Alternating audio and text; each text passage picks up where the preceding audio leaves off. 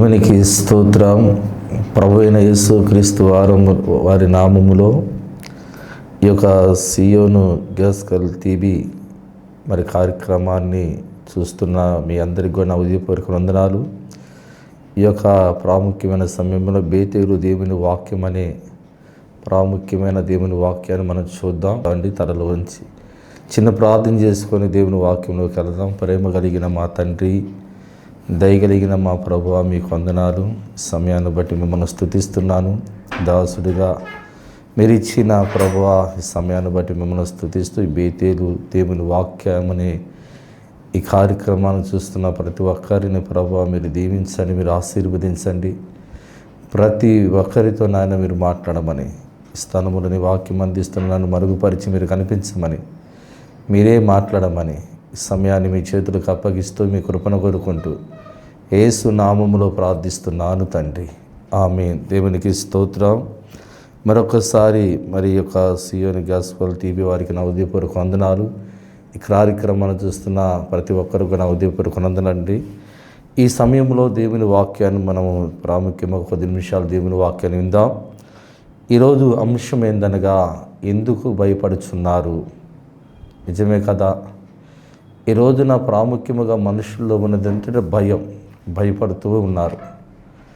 ఏదో ఒక భయం, అది ఏ భయమైనా సరే మనుషులను భయపడుతూ ఉన్నారు. అయితే దేవుని వాక్యంలో మనం చూసినట్టయితే ఇక్కడ మత్తయి సువార్తలోనికి మన బైబిల్ తెరిచినప్పుడు మత్తయి సువార్త 8వ అధ్యాయము, మత్తయి సువార్త 26వ వచనంలో, 8వ అధ్యాయం 26వ వచనంలో ఇక్కడ మనం చూసినట్టయితే ఇక్కడ అందుకు ఆయన, అల్ప విశ్వాసులారా ఎందుకు భయపడుచున్నారని వారితో చెప్పి లేచి గాలిని సముద్రమును గద్దించగా అవి మిక్కిలి నిర్మూలమైపోయినవి. దేవునికి స్తోత్రం. ఇక్కడ యేసుక్రీస్తు ప్రభువారు ఒక దోణిలో తన శిష్యులతో కలిసి ప్రయాణం చేస్తున్న సమయంలో, ఆయన కొంచెము నిద్రపోతున్న సమయంలో ఆ సముద్రం మీద గాలి అలలు లేచినప్పుడు వారి శిష్యులంతా కూడా భయపడ్డారండి. భయపడి బోధకుడా మేము నశించిపోతున్నామని ప్రభుని లేపటం ప్రారంభించింది. ప్రాముఖ్యముగా ఈరోజు చూడండి, వారు యేసుక్రీస్తు ప్రభుతో ఉన్నారు. యేసు ప్రభు వారు చేస్తున్న అద్భుతాలన్నీ కూడా వాళ్ళు చూశారు. ఆ సమయంలో వాళ్ళకి భయము కలిగింది. దేవుని వాక్యం వింటూ ప్రభు నమ్ముకొని ఆయన ప్రాముఖ్యమైన మార్గంలో మనం నడుస్తుండగా కూడా మన జీవితంలో కొన్ని ఇబ్బందికరమైన పరిస్థితులు ఎదురవుతూ ఉంటాయి. అది ఏ విధమైనా సరే, కొన్ని ఇబ్బందికరమైన పరిస్థితులు అది ఏదైనా సరే, ఆ శోధనలు, ఆ ఇబ్బందులు మనకు కలిగినప్పుడు ప్రాముఖ్యంగా మనం భయపడుతూ ఉంటాం. అయితే దేవుని వాక్యం మనకు తెలియచేయబడుతుంది. ప్రభు అంటే ఎందుకు భయపడుతున్నారు? నిజమే కదా. దేవుని నమ్ముకున్న మనకు భయం ఎందుకు? దేవుడు ఉన్నాడు కనుక మనం దేనికి కూడా భయపడాల్సిన పని లేదు. ఈ రోజున నీవు భయపడినట్లయితే ప్రభు చెబుతున్న మాట అక్కడ, అల్ప విశ్వాసులారా అని. ఈ రోజున ప్రభువును నమ్ముకొని నువ్వు ఇంకా నీ జీవితంలో అనేకమైన సమస్యలు, అనేకమైన ఇబ్బందులు, అది ఏమైనా నీ జీవితంలో ఎదురైనప్పుడు నువ్వు భయపడినట్లయితే ఖచ్చితంగా అది అల్ప విశ్వాసమే అవుతుంది. ప్రభు చెబుతున్న మాట ఏంటంటే, మీరు భయపడొద్దు. వారు ప్రభు అంటే ఉండి భయపడ్డారు.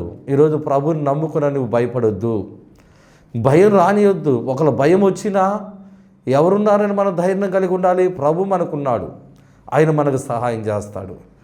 ఆయన గాలిని, ఆ యొక్క సముద్రాన్ని గద్దించినప్పుడు అవి నిర్మూలమైపోయిందంట.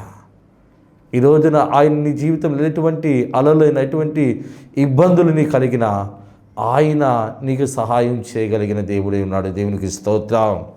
అల్ప విశ్వాసం అనేది మనలోనికి రానియొద్దు. దేవుని యందు నమ్మకం ఉంచండి. ప్రభు చెబుతున్నాడు. ఆనాడు శిష్యులు కూడా ప్రభు ఉన్నాడుగా భయం ఎందుకు భయపడ్డారు వాళ్ళు? ఈ రోజున ప్రభుని నమ్ముకున్నా కదా, మనం ఎందుకు భయపడాలి? అనేక సమస్యలు వచ్చినా, బాధలు వచ్చినా, కష్టాలు వచ్చినా, ఇబ్బందులు వచ్చినా ప్రభువే మనకు సహాయకుడు. ప్రభు సహాయం చేస్తాడు. ఆయన ఎన్నడూ కూడా నిన్ను విడిచిపెట్టేవాడు కాదు. దేవునికి స్తోత్రం చేద్దామా? హల్లెలూయా. మరొక వాక్యం చూద్దాం. ఇక్కడ యెషయా గ్రంథములోనికి మన బైబిల్ తెరిచి అక్కడ యెషయా గ్రంథములో దేవుని వాక్యాన్ని మనం చూసినట్టయితే అక్కడ ఒక మాట ఉంటుంది.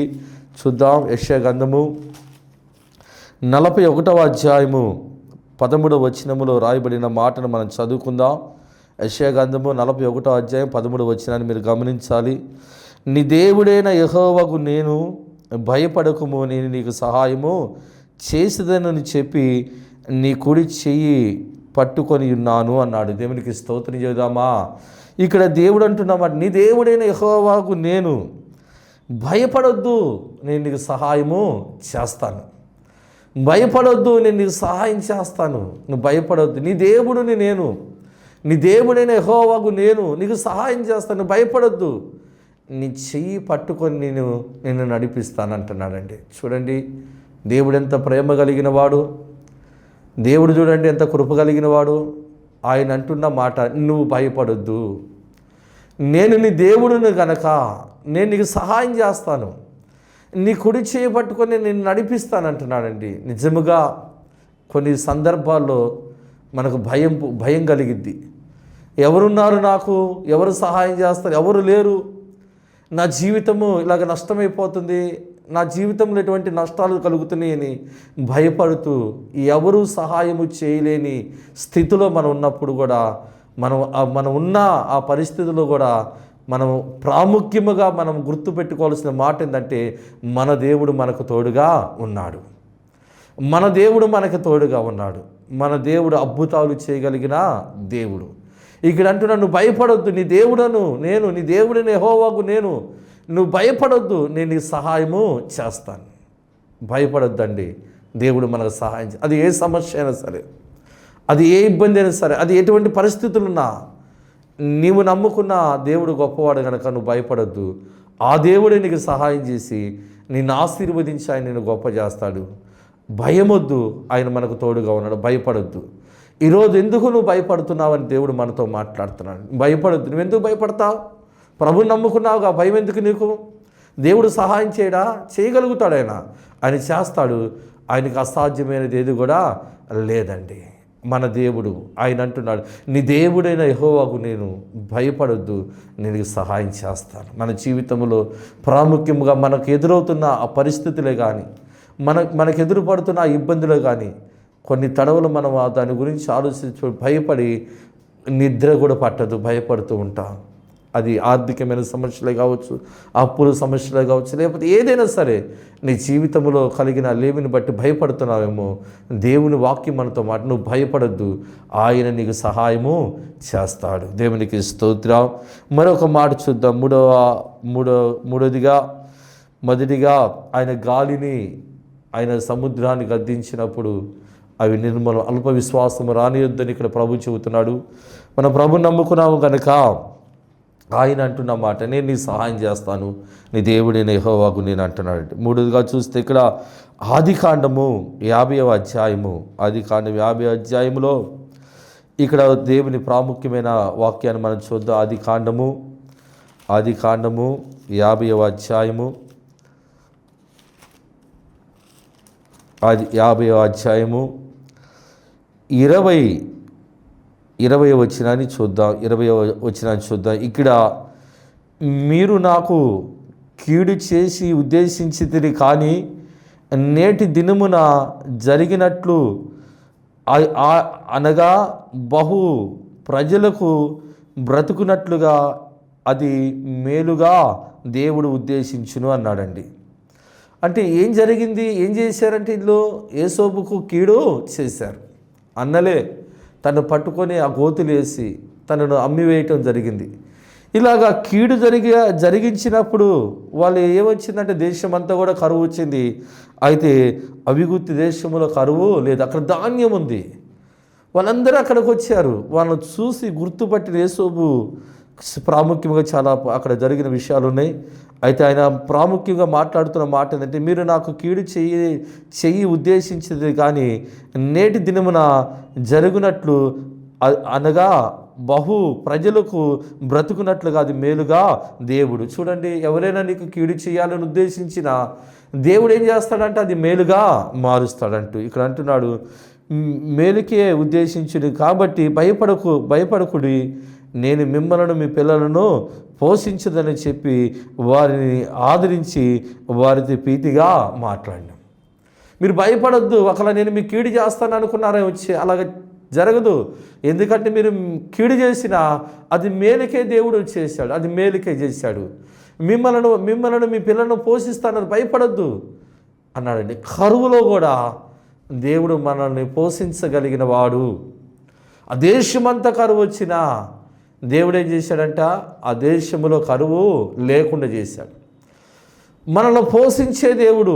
ఈ రోజున నువ్వు ఎటువంటి పరిస్థితుల్లో ఉన్నావేమో, నీ జీవితంలో ఎటువంటి ఆర్థికమైన సమస్యలతో బాధపడుతున్నావేమో, అప్పుల సమస్యలతో ఇబ్బందులు పడుతున్నావేమో, లేదా కరువులతో బాధపడుతున్నావేమో, దేవుడు అంటున్నాడు భయపడొద్దు, నేను మిమ్మల్ని పోషిస్తాను. దేవునికి స్తోత్రం. ఆనాడు యేసోబు ద్వారా దేశంలో అనేక మంది బతికినట్లుగా దేవుడు పోషించాడండి.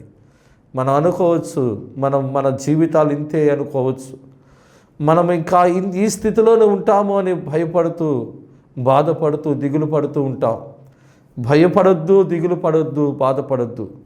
ఎందుకంటే దేవుడు మనను పోషిస్తాడు, దేవుడు మన పిల్లలను పోషిస్తాడు, దేవుడు మన కుటుంబాలను ఆదరిస్తాడు, దేవుడు ఒక ఉన్నతమైన ఆశీర్వాదాన్ని మనకి కలగజేస్తాడు. కనుక ఏ విషయంలో కూడా మీరు భయపడొద్దండి. ఎందుకంటే నా జీవితంలో కూడా నేను కూడా అనేకమైన బాధలు ఇబ్బందులు పడ్డాను.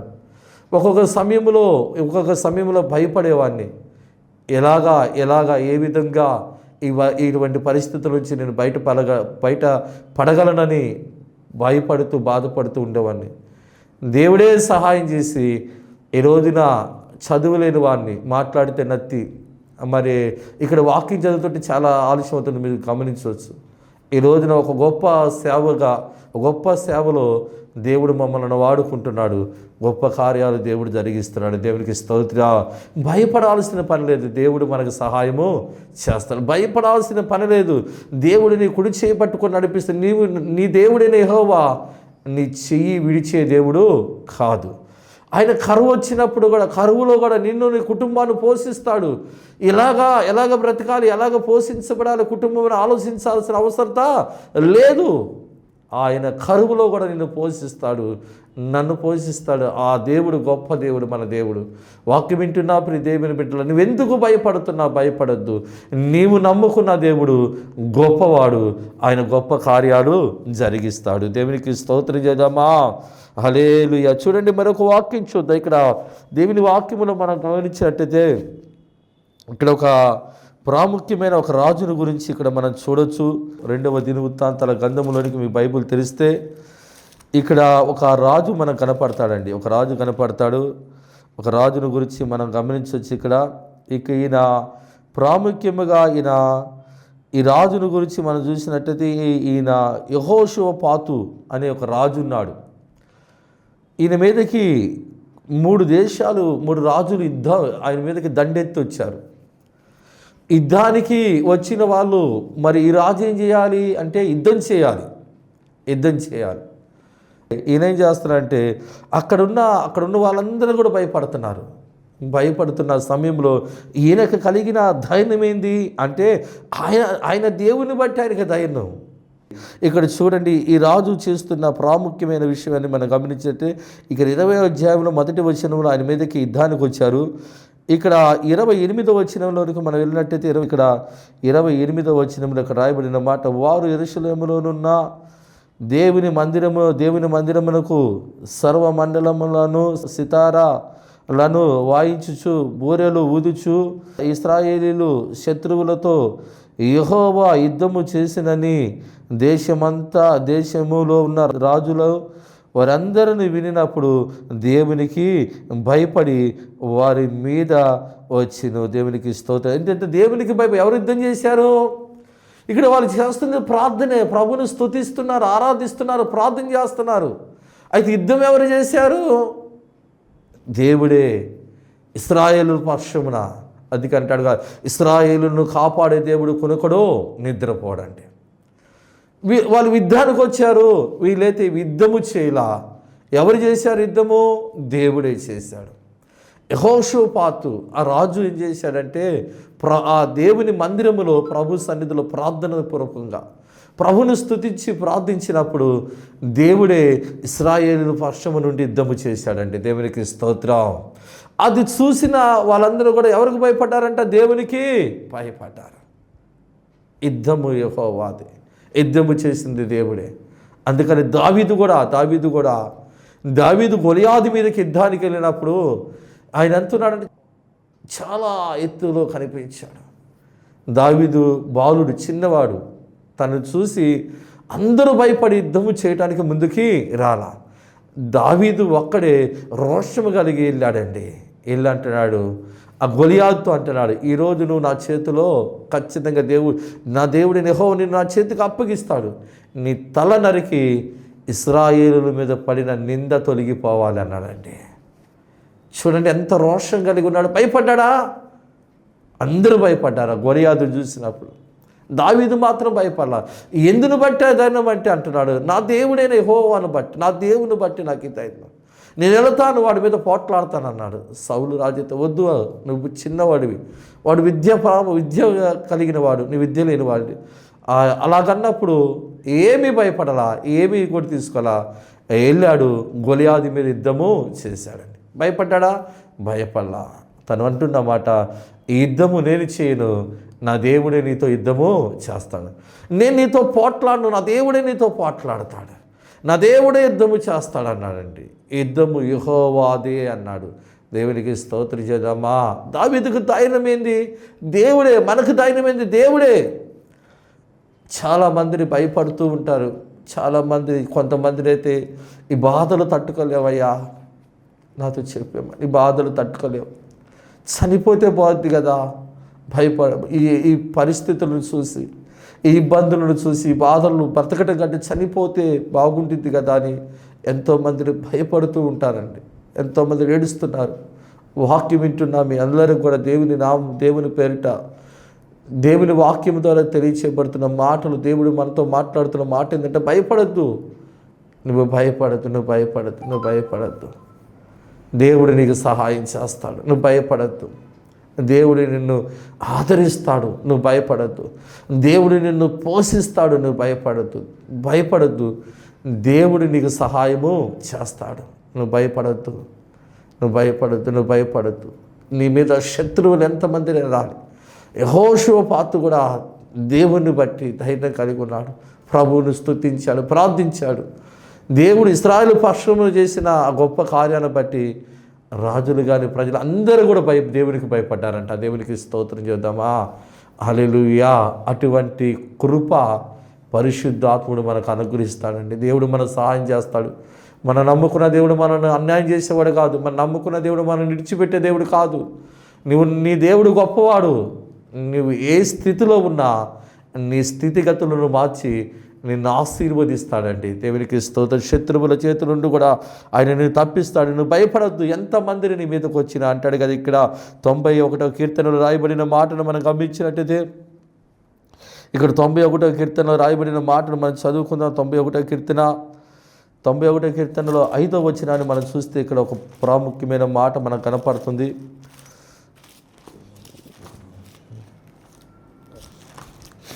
91వ కీర్తన 5వ వచనంలో, రాత్రి వేళ కలుగు భయముకైనను, పగట వేళ ఎగురు బాణముకైనను, చీకటిలో సంచరించే తెగులుకైనను, మధ్యాహ్నమందు పాడు చేయే రోగముకైనను నువ్వు భయపడవద్దు. దేనికి కూడా భయపడొద్దు. అది అక్కడ అంటాడు, నీ పక్క 1000 మంది పడినను, నీ కుడి పక్క 10,000 మంది కూలిను, ఏ అపాయము నీ యొద్దకు రాదు.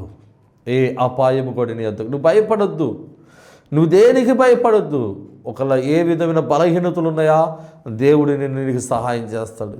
ఏ విధమైన భయపడుతున్నావా, దేవుడు నీకు తోడుగా. నువ్వు దేనికి కూడా భయపడొద్దు. ఎందుకంటే నీవు దేనికి కూడా భయపడొద్దు అన్నాడు ప్రభు. దేనికి భయపడొద్దు. అందుకని నీ భారము దేవుని మీద వేయటమే. దేవుడే నీకు సహాయం చేస్తాడు. దేవుడే నిన్ను ఆశీర్వదిస్తాడు. నువ్వు దేనికి భయపడొద్దు అండి. ఇక్కడ అంటున్నాడు, దేనికి కూడా నువ్వు భయపడొద్దు అంటున్నాడు. చివరిగా ఈ మాట చెబుతాను చూడండి. చివరిగా ఈ మాట చెబుతాను. మత్తయి రాసిన సువార్త, మత్తయి సువార్తలోనికి మీ బైబుల్ తెలిసినట్టయితే ఇక్కడ ప్రాముఖ్యముగా ఒక ఆయన పక్షవాయుము కలిగిన ఒక మనిషి ఇక్కడ మనకు కనపడతాడు. 9వ అధ్యాయము 9వ అధ్యాయములో 2వ వచనాన్ని మనం చూసినట్లయితే, ఇదిగో జనులు పశువాయుముతో మంచము పట్టిన ఒకరిని ఆయన వద్దకు తీసుకొని వచ్చిరి. యేసు వారి విశ్వాసమును చూసి, కుమారుడా ధైర్యముగా ఉండుము, నీ పాపములు క్షమింపబడ్డాయని వానితో చెప్పి ఆ పశువాయుము గల వానితో చెప్పెను. ఆ తీసుకొచ్చిన వారితో చెప్పిన మాట ఏమన్నాడంటే, వారి విశ్వాసమును చూశాడు. ఆ పశువాయుము కలిగిన మనిషితో చెబుతున్నాడు, కుమారుడా భయపడకు, ధైర్యము తెచ్చుకో. చూడండి, ఇక్కడ పశువాయుము గల వారిని దేవుడు స్వస్థపరిచాడు. ఆ పశువాయుము గల మనిషిని దేవుని అందుకు వాళ్ళ విశ్వాసము నిజమే. దేవుని అందు విశ్వాసం ఉంచితే మనకి భయం ఎందుకు?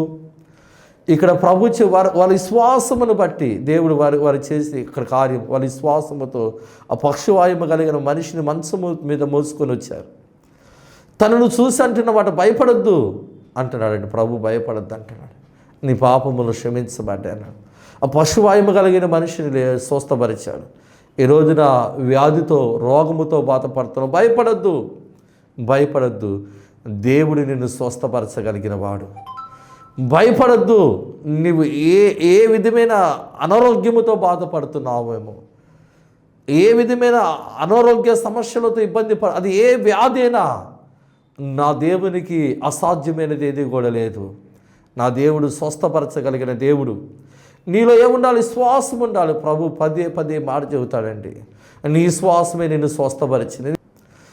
నిజముగా ఆయనకి అసాధ్యమైనది ఏది కూడా లేదు. దేవుని సేవకుడిగా ఈ దేవుని మాటలు మీకు అందిస్తున్న నేను నా పరిచర్యలో దేవుడు ఎన్నో గొప్ప కార్యాలు చేయటం నేను చూడగలిగాను.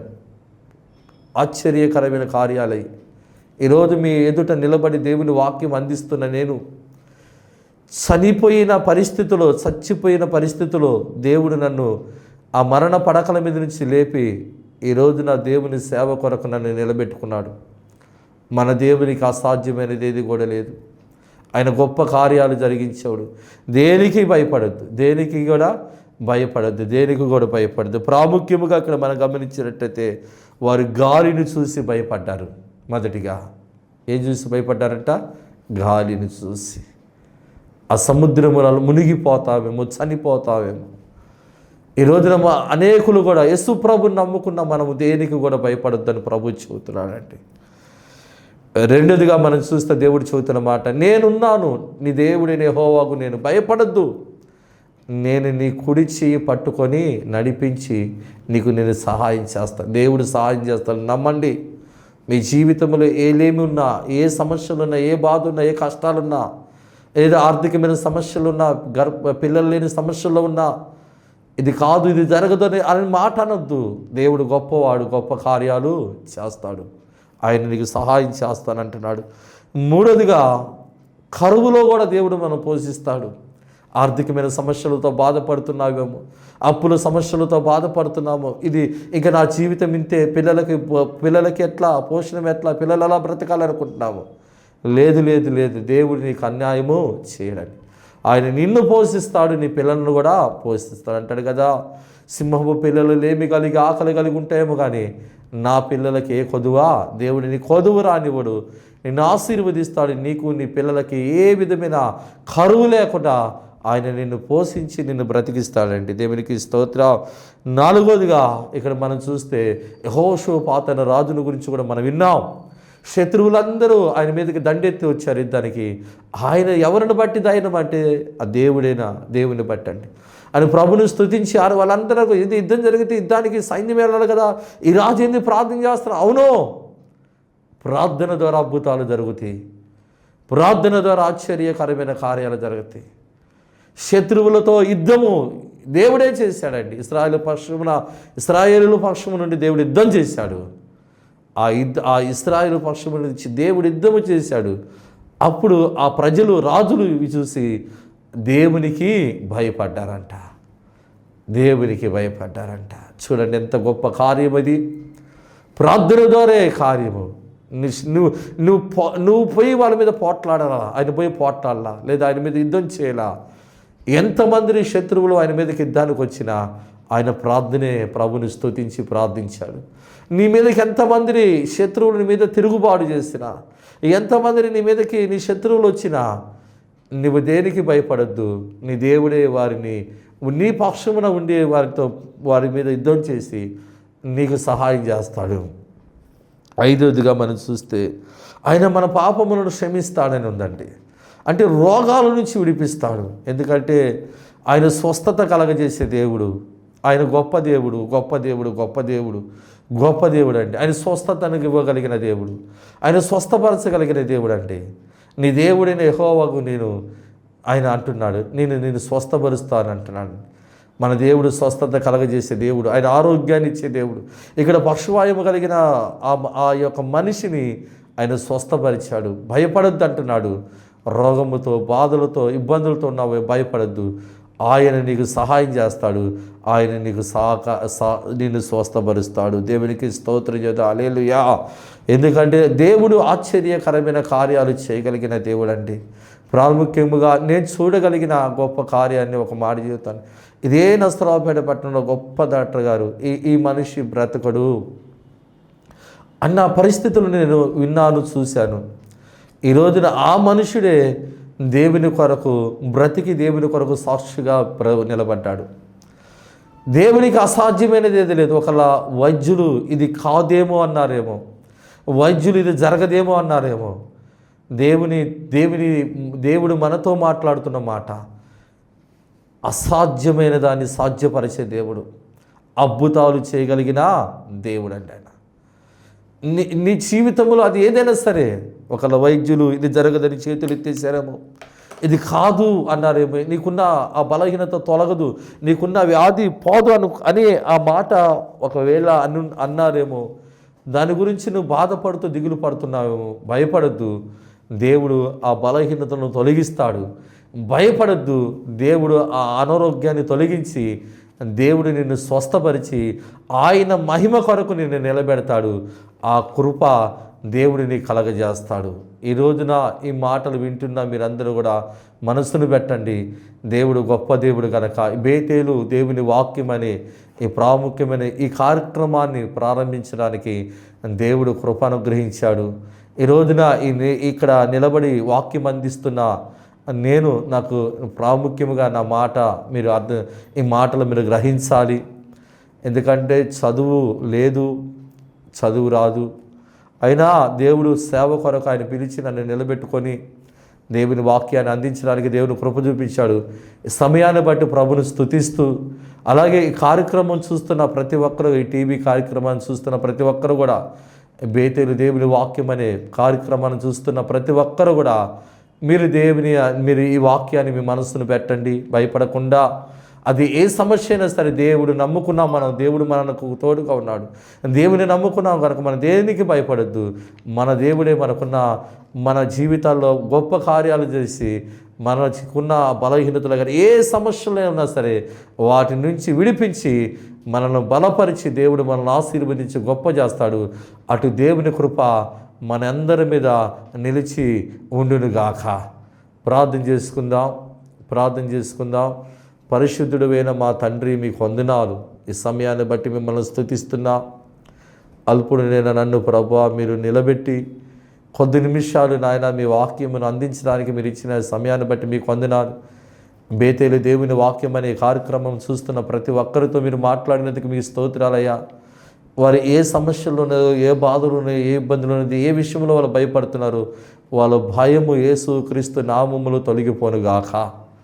దేవా మీరే నాయన చేస్తున్న ప్రతి ఒక్క బిడ్డని మీరు దర్శించండి. వారిలో ఉన్న భయాన్ని తొలగించండి, వారిలో ఉన్న ఆ యొక్క ఇబ్బందిని తొలగించండి. ఏ విధ బలహీనతో, వ్యాధులతో, బాధలతో, ఆర్థికమైన సమస్యలతో బాధపడుతున్నా మీరే వారికి ఉన్న పరిస్థితులన్నింటినీ తొలగించి వారిని బలపరిచి మీరు ఆశీర్వదించి వారికి కలిగిన ప్రతి లేమిని తొలగించి అద్భుతమైన మీ ఆశీర్వాదాలతో నింపమని ప్రార్థిస్తూ ఈ సమయాన్ని బట్టి ప్రార్థిస్తున్నా. అలాగే ఈ యొక్క సియోను గాస్కల్ టీవీ ఛానల్ని బట్టి కూడా మీకు వందనాలు, యజమానాన్ని బట్టి కూడా మీకు వందనాలు చేస్తూ, ప్రాముఖ్యంగా ఈ సమయాన్ని మీరు నాకు ఇచ్చినందుకు మరొకసారి మీకు వందనాలు, స్తోత్రాలు చెల్లిస్తూ ఈ కార్యక్రమం చూస్తున్న బిడ్డలందరినీ మీరు దీవించి ఆశీర్వదించమని యేసు నామములో ప్రార్థిస్తున్నాను తండ్రి. ఆమేన్. మన తండ్రి అయిన దేవుని ప్రేమ, ప్రభు అయిన యేసుక్రీస్తు ప్రభువారి కృప, పరిశుద్ధాత్మని అన్నిని సహవాసము, సమాధానం, ప్రాముఖ్యంగా ఈ సమయంలో దేవుని వాక్యం విన్న ప్రతి ఒక్కరికి, అలాగే మరి ఈ యొక్క ఛానల్ వారికి, మాకును సకల పరిశుద్ధులకును సదాకాలము తోడుగా ఉండి నడిపించబడును గాక. ఆమేన్. మీ అందరికి వందనాలండి. ప్రభు మిమ్మల్ని దీవించి ఆశీర్వదించును గాక. ఆమేన్. Yeah.